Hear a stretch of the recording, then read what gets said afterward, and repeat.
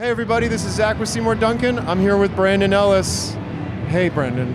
Hey, what's going on, Zach? I'm happy to be here at Seymour Duncan at NAMM 2025. So happy to have you here, man. That you did 2 performances for us in the booth this year that were absolutely amazing. You were so great and very generous with your time. You did signings too.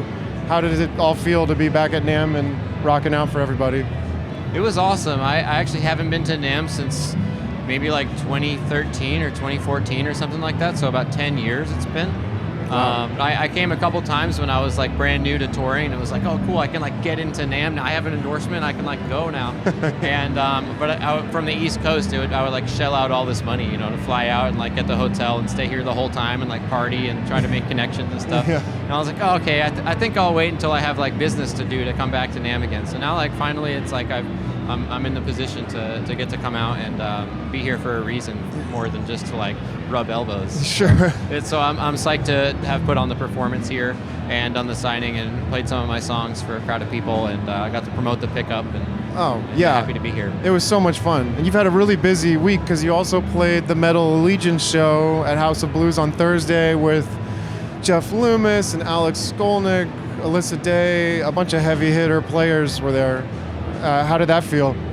It was awesome. I mean, like it was a huge lineup of like really important musicians to be a part of, and I'm like, you know, I'm on like the bottom of the pecking order, and like the scope of like all these like legends that I'm playing with, and I know a handful of those guys, maybe like a quarter of them, and the rest of them were all new to me, and everyone was super cool and friendly, and I made a lot of friends and played some cool songs with some fucking really cool people. Yeah, and a packed house I saw too. Yeah, it was awesome. It was very a great cool. show. Oh man, that's awesome.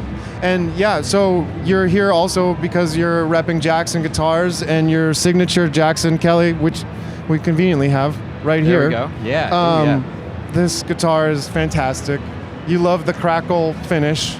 I do. I'm a man of the crackle. I like the 80s crackle finishes. I feel like it fell off the map for like a good couple decades maybe. And I was always into the 80s guitar, even like when black was in and everyone just wanted solid paint colors or just like wood guitars, I was always repping the 80s stuff. So and now it's making like a retro comeback, and there's a lot of crackle guitars out there, and it's kind of a popular design. So oh yeah, it's really cool to have that. I feel like it really suits your music and all of your playing style. Like it really like jumps out at you. Yeah, it's like an energetic paint job, you know. It like it gives the guitar personality, and they're all different because it's like a chemical reaction that causes it. So it makes everybody's guitar unique. When they buy my guitar, it's like one of a kind. That's a really cool thing to know. Yeah. And this one here is loaded with your signature Dyad humbucker, which we put out in 2024. That's right. Super sick pickup. Every time I hear you play it, I'm convinced that I need one. So tell the story for those that don't know how this pickup came together, because it is a very unique story as opposed to the way we usually develop pickups at Seymour Duncan. Yeah. Okay. So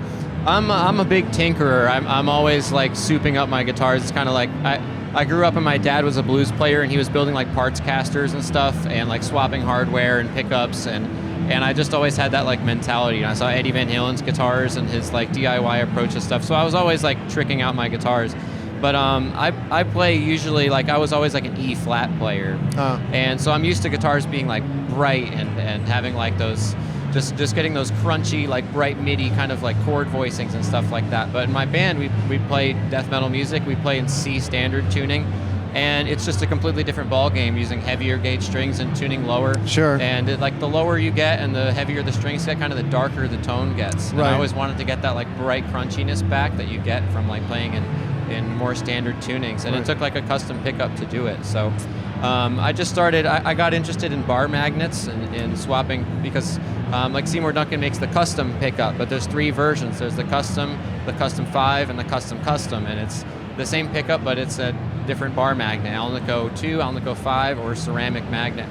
And so I had a Custom one time, and a friend of mine was like, you know, you can turn it into a Custom 5 if you just swap the magnet to this or whatever. So I got familiar with like taking pickups apart and swapping magnets, and I had a couple of these parallel axis pickups, different versions. There's the Distortion, the original, the Blue Saraceno signature. There are a couple Custom Shop ones, a Crazy Ape, and I just got the idea to start combining coils from different pickups to get a different sound. I kind of learned that old PAF pickups had a little bit of magic from the coils not being exactly wound to like a quality standard. They would kind of just like eyeball the amount of winds on the coils, and different people would come in and make different pickups. They put them together, and there would be a mismatch there that kind of brings some extra brightness into the pick, kind of opens up the top end a little bit. Yeah. So I thought, okay, if I combine 2 different coils, I might get like I might be able to add some extra brightness back into this like lower, darker kind of tuning here. Right. And I gave it a shot, and it worked. And I was actually shocked. Like, I took these pickups apart and like unwound them, and I'd never really like taken the coils apart before. I'd swapped the magnets, but like I was surprised it even like worked when I put it back together. I was like, oh, I didn't break it, you know. That's amazing. And then I was double tracking riffs and A/Bing stuff like scientifically, and being like, oh my god, I think this actually sounds better in this demo right now than what I started with, you know. And I started trying every combination of stuff I could until I landed on this. So wow. It's a PATB2 distortion coil in the south, and in the north it's a Crazy 8 coil, and it's an Alnico 2 bar magnet in there. Wow. And Alnico 2 to me has like the most like deepest low end and like the least compression, the most dynamic. And I think it's not used in a lot of high gain pickups because it's not as compressed, it's not as easy to play, and it's also darker sounding. But because of the mismatched coils, you get the extra brightness. You can kind of get away with having the Alnico 2 magnet in there. Yeah. And it's really just super like high fidelity. Like I designed this in like a studio environment, like making a record. Right. So it was really like made to cut through the mix and have like the notes jump out and have that like clarity of pick attack and like crispiness up top and all that kind of thing. Absolutely. So I really designed it for like the exact scenario of what I was making this album, which is our new album Servitude right now. This pickup kind of came together during the demo process. Wow. And it's on the album. Yeah. Yeah. No, and it really does cut through. I mean, the way that the high end does like have that perfect sizzle while also the low end kind of stays tight when you do your palm muting, and you're jumping from one thing to the next. Like, I mean, you're soloing, you're playing rhythms, you're comping, like all this stuff is all going on within a matter of a couple bars. So this pickup really keeps up with you, which I think has got to be difficult, and maybe not, you can say the same for a lot of different pickups. So yeah, and it's a very truthful pickup. Like it's a kind of unforgiving on your playing. Like it's real, you can hear everything you're doing. Sure. So it's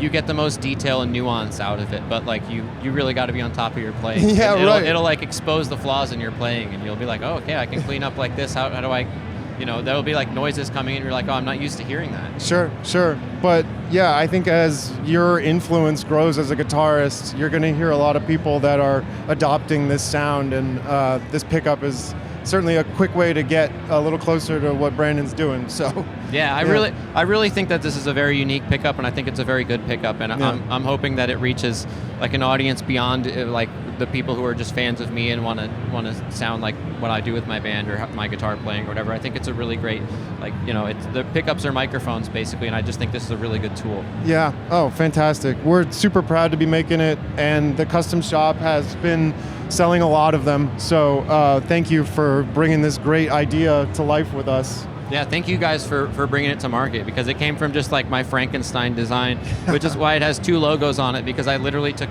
2 pickups and combined them. I ended up with one pickup that had double logos and one pickup that had no logos. So I was honored even just to have the custom shop make me one of this pickup that I made, and now that everybody can order them is really cool. Oh yeah, no, after you asked us to make a couple more for you, I think we all knew it was something special. So yeah, really, really excited about it. You can get Brandon's custom Dyad from the custom shop at SeymourDuncan.com. And just really quick, tell us about what you got going on this year. I know Black Dahlia Murder has been really busy, and some dates coming up, it sounds like. Yeah, the band's got a new album out, and we're going to South America next month in February, doing like Mexico, Colombia, Argentina, Chile, Brazil. We're doing Sonic Temple Festival and Welcome to Rockville in the spring. We'll have a little tour that we're going to announce soon, booking, like trying to connect those 2 festivals with some other bands, play some shows out there. Couple European fests in the summer, and then in the fall we'll have some longer tours that aren't announced yet. So we'll be busy later on in the year, and we're definitely doing some of the international stuff right now. Oh, yeah, great! Wow, a lot coming up. So happy to be on this tone journey with you.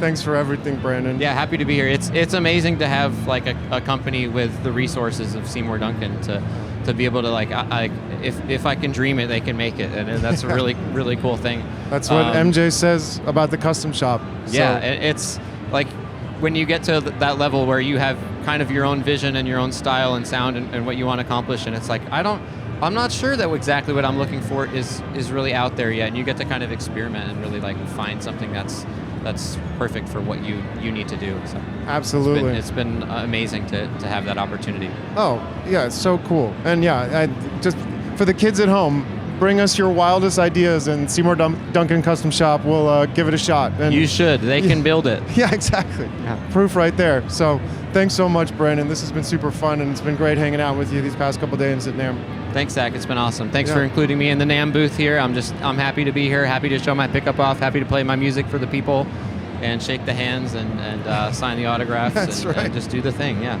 Yeah, well, we'll see you at the next one maybe. Yeah, I'd love to be there. So awesome. All right, thanks again. Cheers. See ya. Thank you.